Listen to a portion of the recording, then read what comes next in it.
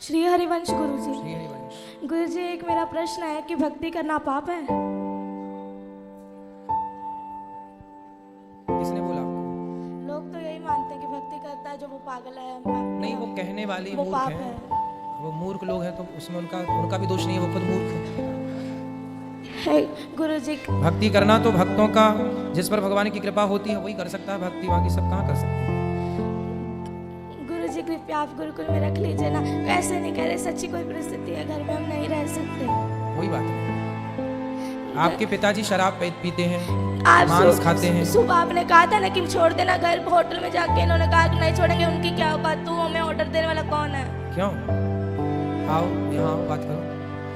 ये गुरु जी कृपया रख लीजिए ना, दास को हाथ रख। जरूर जरूर रख लेंगे आपको हम, और आपके पिताजी से बात करेंगे। कोटि कोटि नमन गुरु जी। क्यों बच्चों के क्यों संस्कार बिगाड़ रहे हो?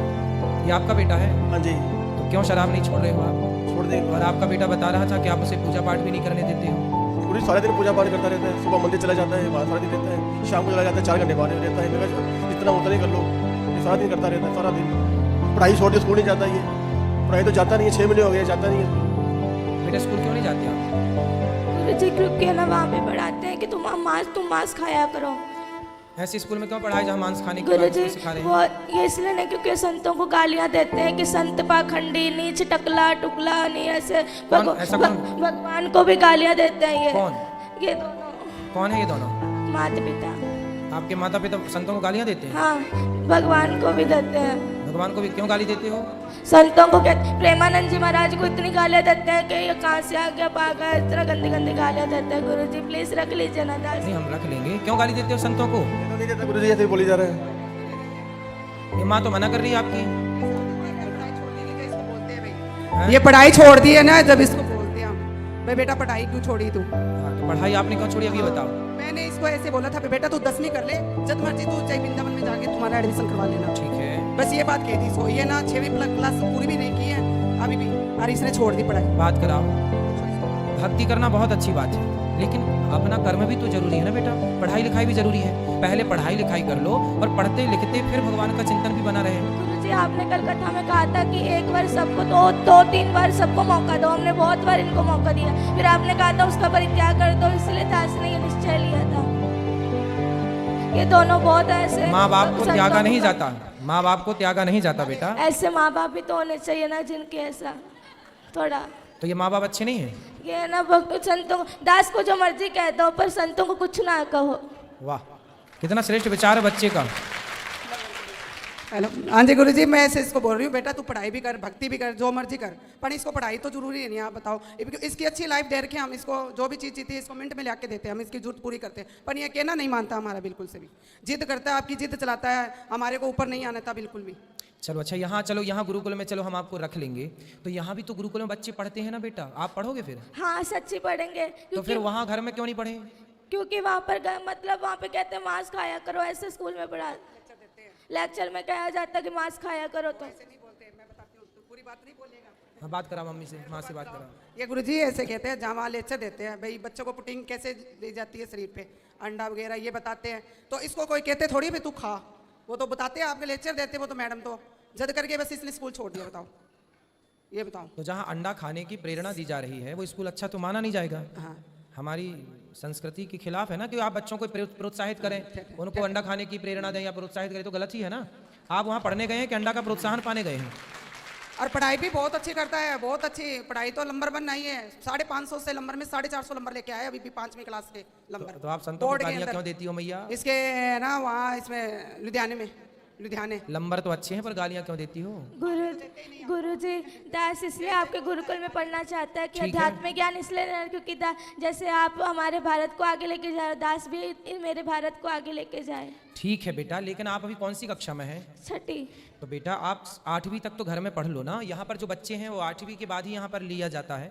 आप 8वीं तक 2 क्लास घर में रह के 2 वर्ष तक पढ़ो, और माँ बाप के साथ आप रहोगे तो ये भी जो गलत राह पर हैं, आपके पिताजी मांस खाते हैं, शराब पीते हैं, पहले इनकी शराब मांस आप छुड़वा देंगे अपने संस्कार से। और आप थोड़ा सा पढ़ाई, जो आपकी माँ कहती है बेटा पढ़ो, तो माँ अपनी जगह सही भी है कि वो अपने बच्चों को गुरु जी पढ़ने के घर लिए। में मांस मदिरा खाते, तकलीफ तो आपकी माँ भी मांस खाती है? तो सब खाते हैं घर में सारे, पूरा घर बदबू से हो जाता है।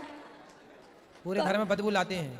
कहीं कहीं उसका सिर पकाते हैं, कभी उसके हाथ पकाते हैं, बहुत कष्ट होता है दास को। देखो बच्चा रो रहा है और तो मुर्गी खा रही हो मैया। प्लीज गुरुजी रख लीजिए ना दास रख को। लेंगे बेटा। अभी रख लीजिए ना ठीक है अभी रख लेते हैं, ठीक है ठीक है अभी रख लेते हैं। तो मैया मांस क्यों खाती हो इतना ज्यादा कि बच्चे देखिए देखिए बच्चों के देखो इतने, आप लोग ना जो हत्या करते हैं बच्चे कोमल होते हैं, बच्चे किसी का दर्द समझते हैं। आप लोग बताइए बड़े होके किसी का दर्द नहीं समझ रहे हैं। माइक दीजिए पीछे, मांस खाने वाली मैया से बात कराओ। मैया खड़ी हो जाओ।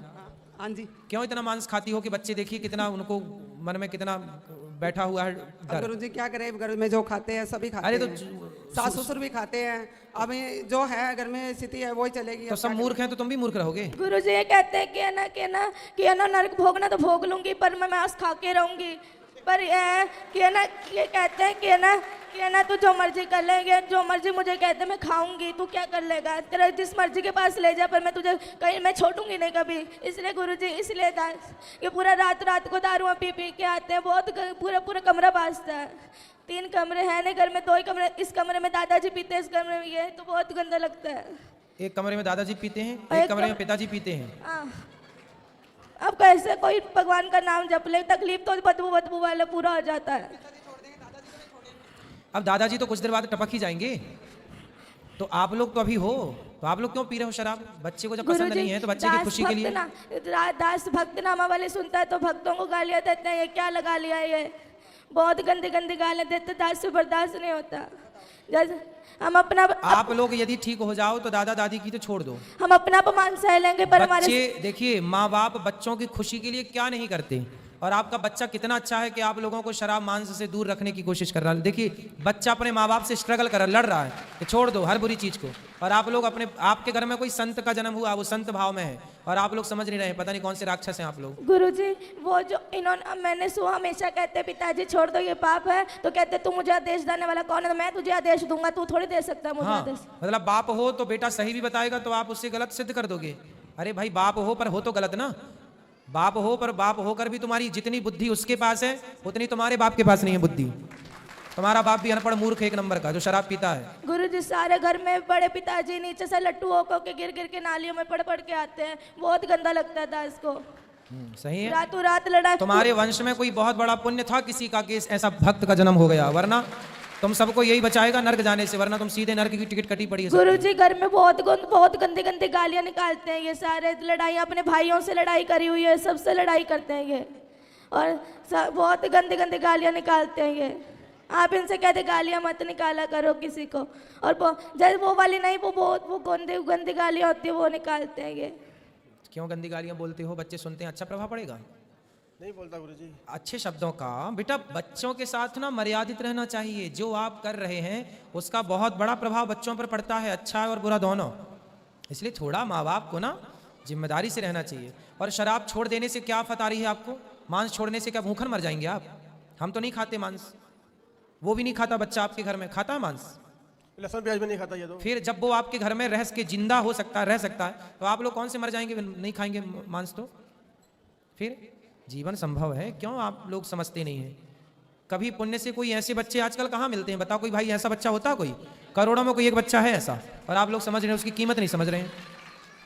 करोड़ों आपके दादाजी का भी कल्याण यही करेगा, वो अपने पुण्य से तो नरक ही जाएंगे पाप से, है ना? आप लोग तो सुधर जाओ, सही राह पर चलो। पिता को छोड़ो, चलो वो तो बूढ़े हो गए, कितनी उम्र है? ठीक है उम्र है, आप सुधरो। गुरुजी दास सबके सामने कहना चाहता है कि है ना दास अपना अपमान सह लेगा, पर अपने गुरु का और अपने इष्ट का कभी अपमान नहीं सहेगा, इसीलिए दास को मृत्यु ही मिले, पर दास मेरे प्यारे संतों का अपमान नहीं होने देगा। बिल्कुल, बहुत सुंदर, सही है, इसलिए पर आपको पढ़ना भी है, ठीक है? गुरुजी कृपया रख लीजिए ना दास को। हाँ बोल तो दिया हमने, रख लेंगे बिल्कुल, रहो ठीक कब है? रखेंगे? अभी आ जाओ आप, अभी रहो, हमारे साथ चलना, करवा देंगे। जी गुरुजी आपका बहुत बहुत धन्यवाद दास का। ठीक है।